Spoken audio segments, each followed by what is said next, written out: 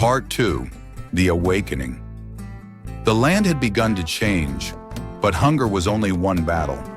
The people of Nambara, Galazoma, and Zandoria had found water. They had planted seeds. They had seen the first harvest. But survival was not enough. For generations they had been forgotten, left to struggle while rulers lived in comfort and the world turned its back. But now a new generation was rising, a generation that refused to stay silent. A voice in the darkness, in the bustling market of Zandoria, where once only whispers of despair were heard. A voice cut through the silence. Nalia. She was young, no more than 20, but her eyes held the wisdom of generations. Her body, thin from years of hardship, stood defiant on a wooden crate. And when she spoke, the air around her seemed to still. "Look at our hands," she said, raising them high. "They are worn, cracked, and covered in the dust of suffering. But they are also strong." The crowd paused. They had never heard words like these before. "For years, we have bent our backs to the will of men who live in palaces, eating from golden plates while our children cry themselves to sleep on empty stomachs." A murmur spread through the market. Some nodded. Others looked away, afraid. "But look around you," she continued. "The land is not dead. We are not dead. And we will rise, not by waiting, but by taking back what is ours." She pointed toward the horizon, where fields once barren were now green with fresh crops. "Our fathers and mothers fought to keep us alive. Now it is our turn to fight for something more." The murmur grew louder. Hope flickered in the eyes of the people. A fire that had been buried under years of suffering was beginning to burn again. Someone in the crowd shouted, "What can we do?" Nalia's voice rang clear. "We speak, we stand, we refuse to bow." She stepped down from the crate, but her words did not fade. They spread through the streets, through the villages, through the hearts of the people. And the rulers who had long ignored the cries of their people began to take notice. A call across the land. In Galazoma, a young man named Jobe sat before a broken radio station. The old machine had once carried the voices of kings. Now it was nothing more than rust and silence. But Jobe had a vision. With the help of an elderly engineer, a man who had once worked on radio towers before they were abandoned, he brought the station back to life. And when the first signal crackled through the dusty speakers, it carried not the voice of rulers, but the voice of the people. Jobe leaned toward the microphone. His voice was steady, filled with quiet strength.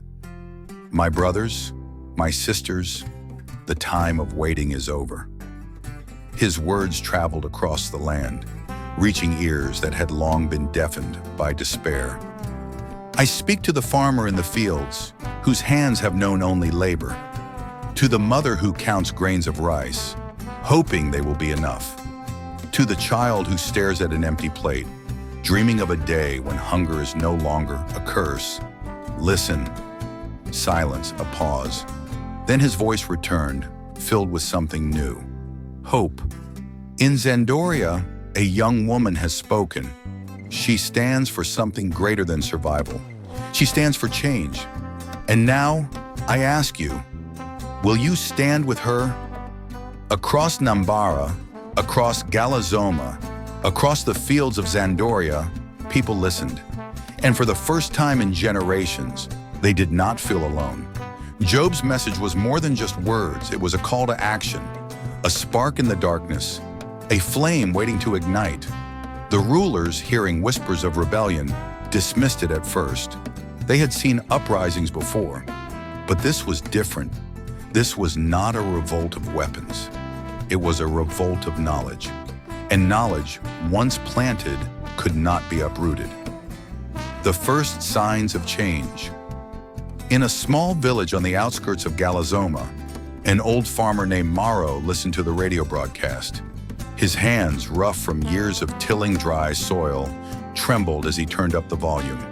His grandchildren sat beside him, their eyes wide with curiosity. "Does this mean we won't be hungry anymore, grandfather?" one of them asked. Maro exhaled slowly. "No, child," he said. It means we won't be helpless anymore. That night he gathered the other farmers. We have waited for help from rulers who never cared, he told them. Now, we help ourselves. They spoke of wells, of irrigation, of techniques whispered from village to village. They spoke of resistance, not with weapons but with wisdom. And across the land, others did the same. Farmers in Galazoma dug deeper wells. Mothers in Zandoria formed coalitions, demanding fair distribution of food. Young men and women in Nambara took up teaching, sharing knowledge once kept from them. The land, once silent, was now alive with movement. The world begins to listen. At first, the rulers ignored them, but the voices grew louder. And soon the world began to listen. What started as whispers in the streets of Zandoria and the radio waves of Galazoma had now become a movement that could not be ignored. The world, once blind to their suffering, had turned its gaze toward Nambara, Galazoma, and Zandoria, not with pity, but with respect. Governments that had once dismissed them as insignificant now feared the power of their unity. Neighboring nations who had once looked away now reached out their hands, not to give charity, but to form partnerships. And the people who had once been treated as shadows now stood in the light. But their journey was far from over.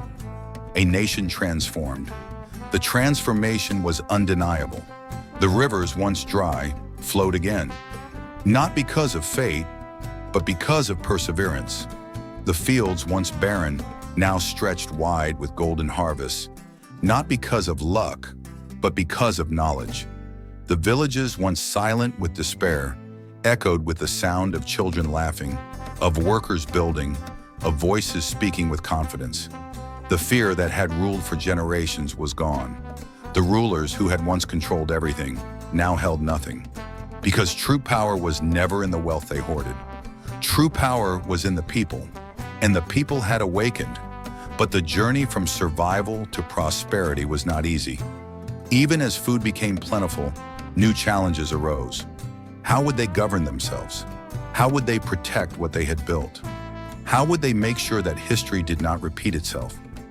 These were the questions that leaders like Nalia and Jobe faced, and they knew one thing for certain. They could not make the same mistakes as those who had come before. A future forged by their hands. The greatest lesson of all was this: they had not been saved by outsiders. They had not waited for a miracle. They had built their own salvation. The knowledge shared by engineers, teachers, and farmers had not created dependence. It had created independence. No longer did the people of Nambara, Galazoma, and Zandoria look to others to define their future. They shaped it with their own hands. But with power came responsibility. They had spent decades fighting against corruption. They could not allow it to return. They had suffered under leaders who had abandoned them. They could not become the same. And so the people did something remarkable. They built a system where power belonged to everyone.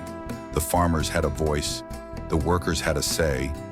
The youth who had led the revolution now helped shape the future. It was not perfect. Mistakes were made. Challenges arose. But unlike before, there was no silence. Because now the people held each other accountable. Now they stood together. They had become more than survivors. They had become leaders. And now it was time for their next step. The message of hope. Their story was no longer just their own. It belonged to all who had suffered in silence, to every forgotten village, to every land where hunger was still a reality. Their voices, once lost in the wind, now carried beyond their borders. And just as they had risen from despair, they now reached out to lift others. They sent farmers to villages still struggling with drought. They sent engineers to communities still digging for water. They sent teachers to places where children had never held a book. Because true strength is not in rising alone. It is in lifting others to rise with you. The beginning of something greater. The world had once called them the lost, the weak, the forgotten. But they had never been weak.